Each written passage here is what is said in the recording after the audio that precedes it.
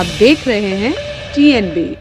राजस्थान के विधानसभा चुनाव में बीजेपी भारी बहुमत से जीत चुकी है, लेकिन अब ये सवाल उठ रहा है कि राजस्थान में मुख्यमंत्री का चेहरा कौन होगा। इन सब के बीच बाबा बालकनाथ, जिनके सीएम बनाए जाने की सबसे ज्यादा चर्चा हो रही है, तो सवाल ये उठता है कि कौन है बाबा बालकनाथ और आखिर क्यों बाबा बालकनाथ को सीएम बनाने की मांग हो रही है। तो आइए विस्तार से जानते हैं बाबा बालकनाथ के बारे में।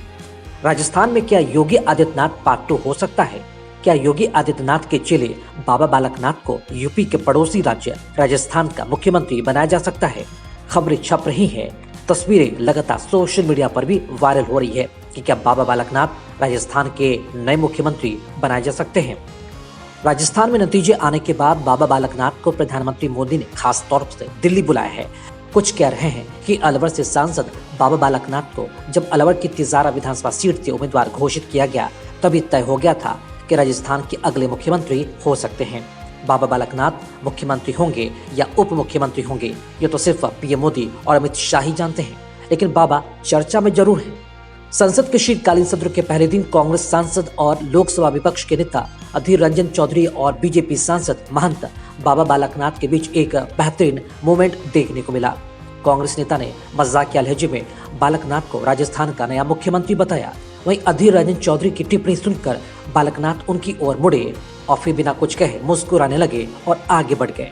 बाबा गोरखनाथ का नाथ संप्रदाय की गोरखपुर पीठ या गद्दी के जिस तरह से महंत हैं योगी आदित्यनाथ, उसी तरह रोहतक पीठ या गद्दी के महंत बाबा बालकनाथ हैं।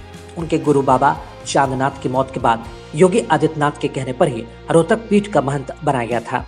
बीजेपी ने बाबा बालकनाथ समेत 5 धर्मगुरुओं को इस बार चुनावी मैदान में उतारा था।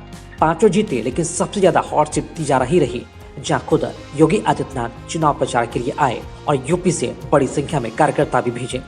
पूरे राजस्थान में बीजेपी के ध्रुवीकरण नीति को फैलाने और कामयाब बनाने में बाबा बालकनाथ के बयानों की बड़ी भूमिका रही। अब यह कहा जा रहा है कि अगर बीजेपी आलाकमान ने इस नीति का लोकसभा चुनाव में भी विस्तार करने का फैसला किया, तो बाबा बालकनाथ मुख्यमंत्री के रूप में चौंकाने वाला नाम हो सकता है। मोदी जी डबल इंजन की बात करते रहे हैं। कहा जा रहा है कि बाबा बालकनाथ को राजस्थान की कमान सौंपी गई तो उसका डबल फायदा मिल सकता है। कहा जा रहा है कि बाबा बालकनाथ को मुख्यमंत्री बनाया गया तो हरियाणा में भी बीजेपी चुनावी लाभ उठा सकती है। वैसे भी बीजेपी हरियाणा में गैर जाट समुदाय को एक करने में लगी है। ऐसे में साधन संपन्न यादव जाति के बाबा बालकनाथ सटीक बैठते हैं।